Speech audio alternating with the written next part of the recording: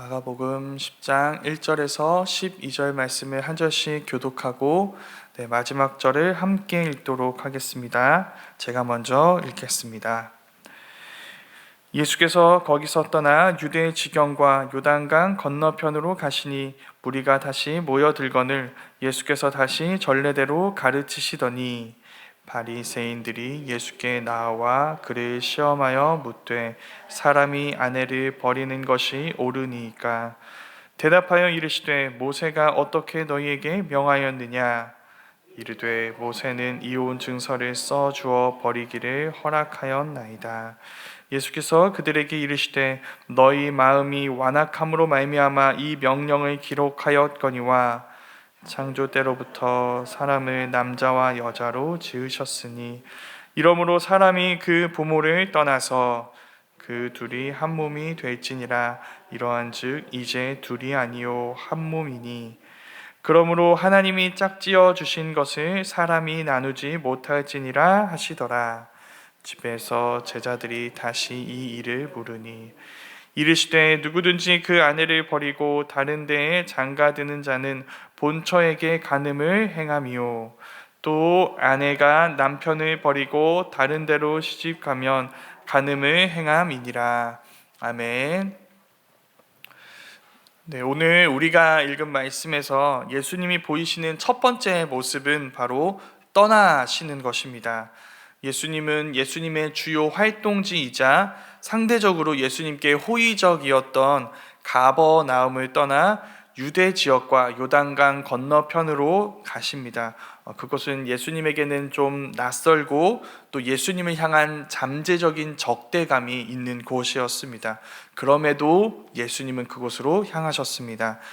거기서도 많은 무리들이 예수님께 모여들었고 예수님은 그들에게 전례대로 공식적인 가르침을 주시는 일들을 하시지만 우리의 불안한 예감대로 한 가지 일이 더 일어나게 됩니다. 그건 바로 바리새인들이 예수님을 시험하기 위해 곤란한 질문을 가져온 것입니다. 그래서 일어난 예수님과 바리새인들의 대화가 오늘 말씀의 주요 내용입니다. 이렇게 마가복음에서 예수님을 시험하기 위해 온 이들, 이 시험이라고 번역된 이 단어는 총 4번 쓰이고 있습니다. 모두 예수님을 곤란하게 하기 위해 예수님을 찾아온 이들의 행위인데 그중 첫 번째는 우리가 잘 아는 대로 누구일까요? 사탄입니다. 사탄이 광야에서 줄이신 예수님을 찾아와 시험하였고 예수님은 그 시험을 이기셨습니다. 그러나 그 시험이 끝나지 않았던 것이죠. 사탄에게만 직접적으로 나타나서 예수님을 공격하려 온 이 사탄에게만 그런 시험이 일어날 것으로 우리는 생각했지만 그렇지 않습니다. 사탄 이후에 나머지 3번의 시험이 바리새인들을 통해 예수님에게 이루어지게 됩니다. 바리새인들이 예수님을 찾아와 시험하는 것이죠. 바리새인들이 예수님께 가져온 문제는 바로 이혼이었습니다. 그러나 그들의 이야기를 들어본다면 이들이 예수님에게 질문하는 것이 이혼 문제라고 말하는 것은 정확하지 않은 표현인 것 같습니다. 그들의 정확한 워딩은 무엇일까요? 사람이 아내를 버리는 것이 옳은가 그른가에 대한 문제입니다. 예수님은 여기에 즉각적인 대답을 하고 있지 않습니다. 대신 모세의 율법이 말하는 것에 대해서 물으십니다. 그때 그들이 이렇게 이야기합니다. 모세는 이혼 증서를 써주어 버리기를 허락하였나이다. 이러한 대화 배후에는 이 이혼 이슈에 대한 당시의 배경이 있습니다. 당시 유대에는 이 이혼 증서에 담길 수 있는 이혼 사유와 관련된 여러 가지 주장들이 있었습니다. 주장이 여러 가지 이유는 무엇일까요? 저마다 이게 이혼 사유다, 이게 이혼 사유다 라고 말할 수 있는 이 이혼 사유에 대한 내용들이 달랐기 때문입니다. 어떤 것이 이혼 사유가 될 수 있는가? 언제 사람은 아내를 버릴 수 있는가? 그 이유는 무엇인가? 여기에 대한 여러 가지 답변 중 가장 중심적인 답변, 이혼 사유는 2가지입니다. 첫 번째는 아내가 부정을 저질렀을 때, 구체적으로는 성적인 부정을 저질렀을 때, 2번째는 그냥 실증 나는 것입니다. 실증 나면 버릴 수 있다. 이 2가지 중에 무엇이 더 지지를 받았을까요? 2번째입니다. 왜냐하면 그게 이 규칙을 정하는 남자들에게 훨씬 더 유리하기 때문이죠. 중요한 건 이때 아내에게는 발언권이 없다는 사실입니다. 그걸 잘 보여주는 말이 이것입니다. 사람이 아내를 버리는 것이 옳으니까.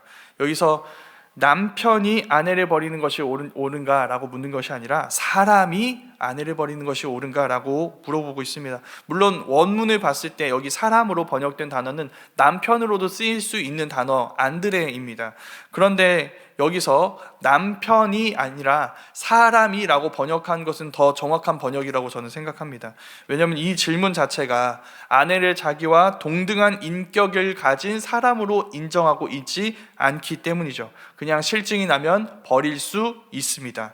사유는 만들면 됩니다. 그냥 내 실증을 정당화하기 위한 죄목을 만들어서 그에게 뒤집어 씌우면 되는 것이죠.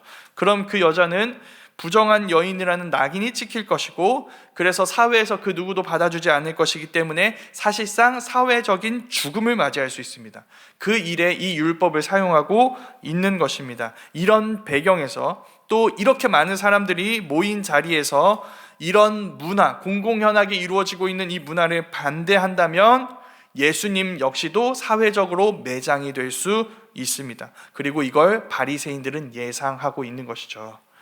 바리새인들은 이 이혼에 대한 예수님의 답변이 여러 다른 사람들의 답변들, 최소한 남자들이 좋아할 만한 견해와는 다를 것을 예상하고 있습니다. 더불어 당시 분봉왕, 그러니까 로마 황제의 임명을 받아서 이스라엘의 일부 지역을 다스릴 수 있었던 이 분봉왕이었던 헤롯 안디바는 이미 본처를 버리고 다른 그의 동생 헤롯 빌립의 아내 헤로디아를 빼앗은 상황입니다. 자, 이런 상황에서 세례 요한이 이것을 꾸짖어서 감옥에 갇혀 있는 상황입니다. 만약 세례 요한처럼 예수님이 이 문화는 옳지 않다고 이야기하신다면 어떻게 될까요? 예수님도 세례 요한처럼 감옥에 갇힐 수 있게 되는 것이죠. 이 모든 상황을 염두하고 지금 바리새인들은 예수님에게 이 일에 대해서 묻고 있는 것입니다. 그런데 이 사람들의 계획보다 훨씬 더 큰 문제로 이 이야기가 흘러가게 됩니다. 예수님이 율법이 무엇을 말하느냐라고 이야기하셨기 때문이죠. 그럼 어떻게 이 문제가 또 흘러갈 수 있을까요? 잘만 하면, 바리새인들이 잘만 하면 예수님은 율법을 반대하는 사람으로 비칠 수 있게 몰아갈 수 있게 됩니다. 그렇게 되는 일들을 지금 이들이 이룰 수 있게 된다는 기쁨에 차 있는 것이죠. 이 질문을 받았을 때. 그런데 그런 그들에 대해서 예수님이 대답하시는 이 대답을 들어보면 그들이 듣지 못한 것이 있다는 것을, 그것을 예수님이 보고 계신다는 것을 알려주고 있습니다. 그것이 예수님이 율법에 대해서 물어보신 이유입니다. 예수님이 모세의 율법이 무엇을 말하느냐라고 물어보신 건 모세의 율법이 무엇을 말하는지 모르시기 때문이 아닙니다. 그 율법에 대한 그들의 마음을 아시고 그걸 드러내시기 위해서 질문하신 것입니다. 모세율법이 말합니다. 이혼 사유가 생기면 이혼 증서를 써서 보내라. 이 율법 앞에서 그들의 반응이 무엇일까요? 이것입니다. 오케이, 그래, 그럼 잘만 하면 아내를 버릴 수 있겠구나. 무슨 뜻일까요? 그들에게 이 계명은 아내를 버릴 수 있는 정당한 수단이라는 것으로 해석하고 있는 것입니다. 아, 버릴 수 있는 거구나 라는 것으로 이 율법을 이해하고 있는 것이죠. 그런데 그건 이 계명을 주신 하나님의 의도를 완전히 왜곡하고 뒤집어서 해석하는 것입니다. 율법이 이혼 증서를 쓰라고 한 이유는 정당하지 않은 이혼의 남용을 막기 위해서입니다. 아내를 재산으로 물건으로 취급하는 당시의 문화에 반대하시기 위해서, 그럼에도 불가피하게 이혼 사유가 발생했을 경우에 이혼을 허락하기 위한 정당한 절차를 걸쳐라, 남용하지 말고 정당한 절차를 걸쳐라, 이 공식적인 이혼 증서를 써야 한다라는 것을 이 율법이 말하고 있었던 것이죠. 이것이 예수님의 답변입니다. 이 명령은 너희의 굳은 마음을 정당화하기 위해서가 아니라 제어하기 위해서 주어진 율법이라는 것이죠. 그러나 굳은 마음은 이 율법마저 그들의 탐욕을 위해 쓰려 만드는 것입니다. 그 마음이 우리에게도 있습니다. 성경을 읽어갈 때 우리는 여러 가지 질문들을 던지게 되는데 그 질문 중에 핵심은 바로 이것입니다. 우리의 죄가 정당화될 수 있는 범위는 어디인가? 가장 잘 보여주는 것은 이런 질문이죠. 이거 해도 돼요? 하면 안 되나요? 이 질문 안에는 이미 이것에 해당되는 죄를 저지르고 싶은 마음이 담겨 있습니다. 그리고 그 죄를 가능하게 하기 위한 계획들 역시도 담겨 있는 것이죠. 이게 괜찮다고 하니까 해도 되겠구나 라는 생각이 담길 수 있는 것입니다. 이것 자체가 죄가 무엇인지 보여줍니다. 죄는 이 율법을 주신 하나님의 의도를 묻는 게 아니라 내 악한 욕망을 정당화할 수 있는 방법이 무엇인지를 찾습니다. 하나님의 디자인에 우리를 맞추려고 하는 것이 아니라 우리의 욕망에 하나님이 주신 것을 맞추려고 하고 사용하려고 하는 것입니다. 그래서 율법이 왜곡되고 뒤틀리게 되는 것이죠. 그 왜곡을 예수님 바로잡고 계신 것입니다. 예수님이 꺼내시는 이야기는 이것입니다. 이 율법이 있기도 전에 하나님이 사람을 어떻게 창조하셨는가?